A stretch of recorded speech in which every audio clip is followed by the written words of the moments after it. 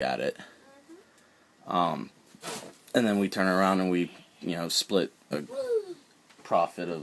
average profit of 30 grand. So it's 15 grand a piece for me and my mom.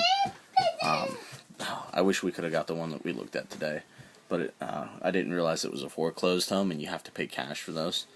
You can't finance a foreclosed home, so I didn't realize it was a foreclosed home when we went to go look at it. But it was awesome because it was an ugly house with a bad layout. So those are all things that are totally fixable and insanely add value to the house.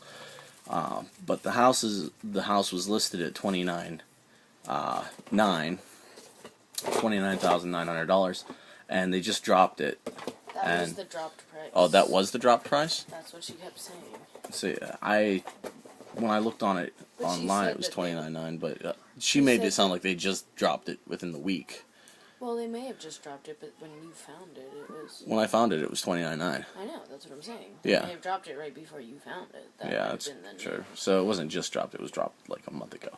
But anyway, because I found that property a month ago.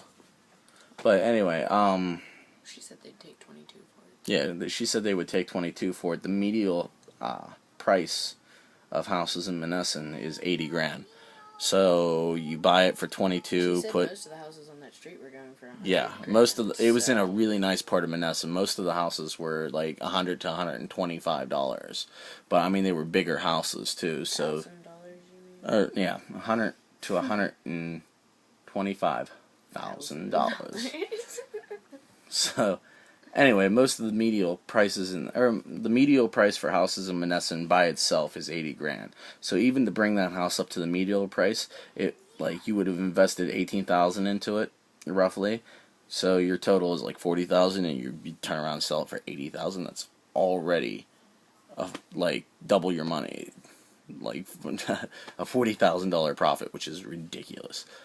But since it's in a really nice part of Monessen and it's a really ugly looking house, this dude just let this thing go. There's dog fences and partitions everywhere, and it just looks shitty. Most of increasing the home value in the house actually is taking down all the ugly shit that was in the front yard. And that would boost it up a couple grand right there. But anyway, so we couldn't get that house because it was a foreclosed home, and we have to take out a loan in order to be able to do this. So luckily, we're not paying on the loan for the 30 years, and I don't like 30-year mortgages anyway.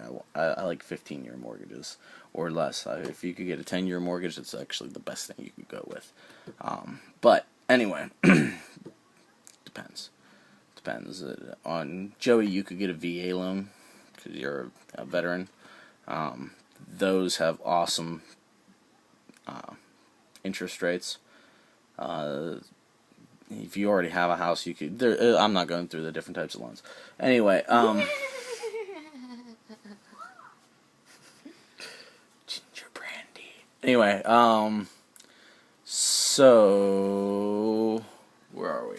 We covered, yes, we are moving to Colorado. Yes, everything mechanical in my life breaks down.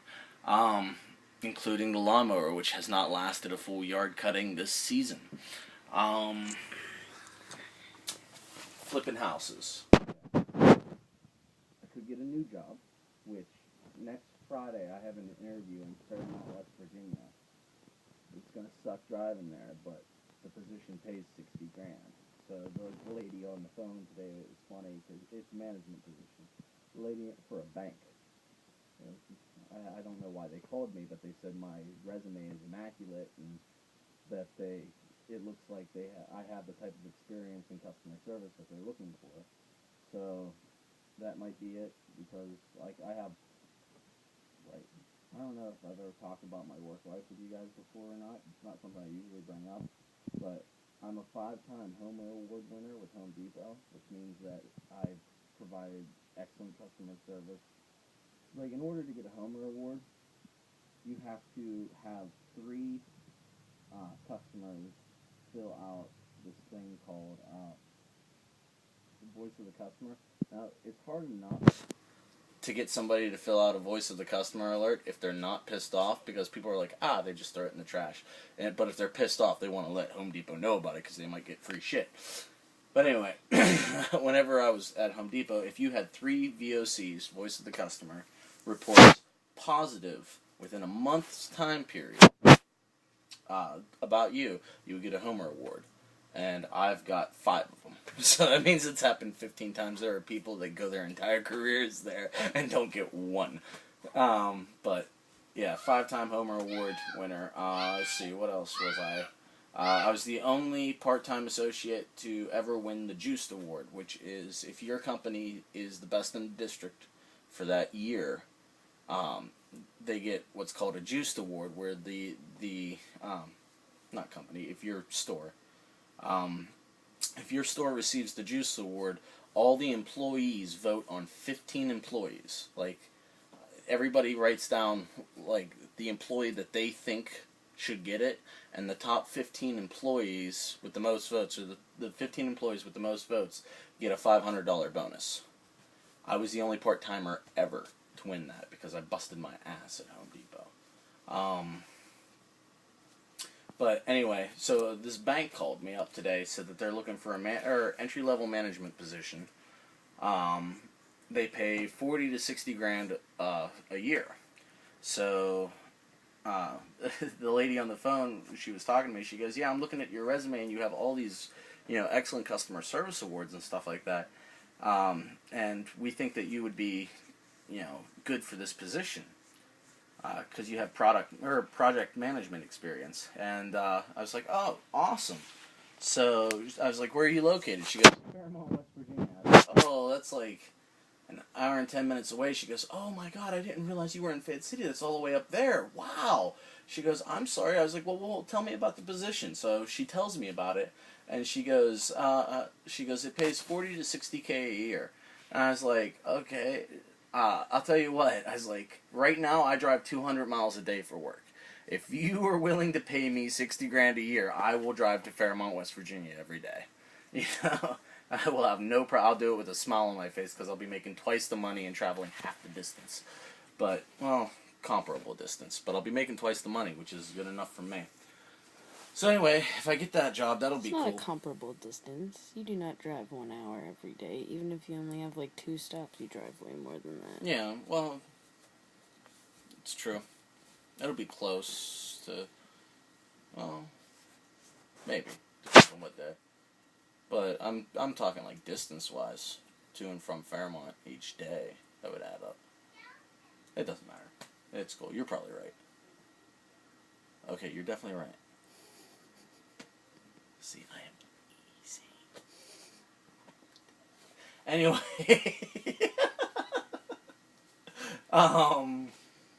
Joey, I'm actually talking to you online right now. Anyway,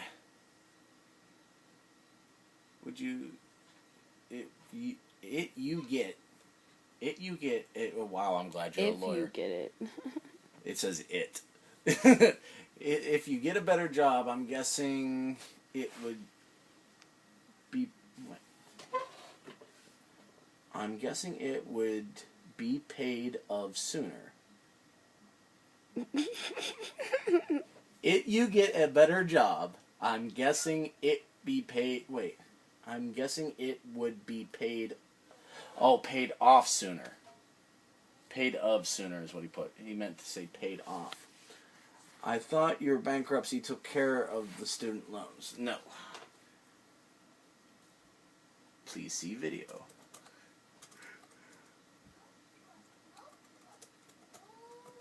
I'll let you dwell on that one for a minute. You'll be like, what the hell? What type of answer is that? No, bankruptcy does not get rid of student loans. You cannot file bankruptcy for any federally owed money. It would be true of private loans, I think, but not federal loans. So no, bankruptcy does not get rid of your student loans. I still have about $28,000 in student loans that I gotta pay off, so can't wait to do that. Man, that house in Menneson would have been nice, because that would have been a good $30,000 chunk into it. Well, $20,000 chunk into it, but still. Anyway, I could take the banking job, or I could get a second job, and I'm not willing to do that. That is way too much time away from my family. And Sarah was talking about getting a job, but I don't want her to do that either, because it's way too convenient having a stay-at-home mom. It's just, and it wouldn't be worth it, because then we would have the possibility of working opposite schedules. So, not worth it to me. I was briefly considering moving to North Dakota because of the oil rigs they have up there. If you guys listen to Sean Hannity, you would know all about this because he's been talking about it. However, it's in Williston, Williston, Williston, North Dakota. There's a big oil boom going on, and there's like oil manufacturing plants up there, or not refineries, I guess is what you would call them. I don't know, where they actually pump the shit. Yeah, oil rigs, where they actually pump the shit out of the ground. Anyway, there's a ton of jobs going on up there for that oil, which has brought a bunch of people to that small town that it was so rural and like out there that there actually aren't enough houses in the town to accommodate all the workers that have just migrated there. So you have people sleeping on park benches and shit, and like RVs parked in like stores and stuff like that. And people were literally living out of that until they can find a house. So since there is a big oil boom going up there, and there's so many, you think of it as like the gold rush. When the gold was found and everybody was moving out west to the gold, for carpenters, it increased housing demand there, so it increased the work for carpenters and the call for carpenters. So carpenters went out west, and they basically went in front of all the gold rush people because they were building houses up to knocking out a 14,000 square foot house in a week, and they would have it built and ready for somebody to be in. And then out. So I'm expecting the same thing to happen in Williston, North Dakota. It's going to be the new gold rush. There's going to be a ton of call for carpenters. The problem with that is, with the oil boom, the type of person that usually gets that type of job is usually a male. And yay! Anyway, the ratio of men to women up there is 12-1. So, one, prostitution has gone through the roof. It was reported that prostitutes in Williston actually get paid more than prostitutes in Vegas. They can make up to $5,000 a day. That's craziness. That's $1.3 million a year. Anyway, they can make up to $5,000 a day. Also, since the ratio of men to women are 12-1, rapes have also gone up.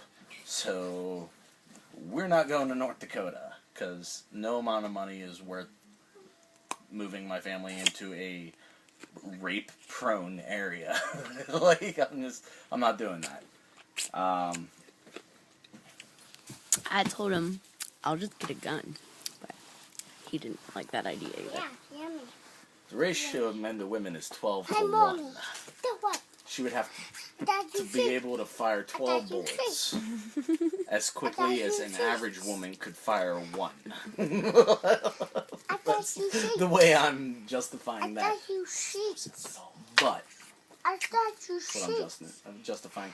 Anyway, this video is running very, very long. I do apologize for that, but as you know, 26 minutes. 26 minutes? Mm-hmm. Wow. It's probably entertaining. You can thank the fuel of choice. And here we go. Let's cut this off.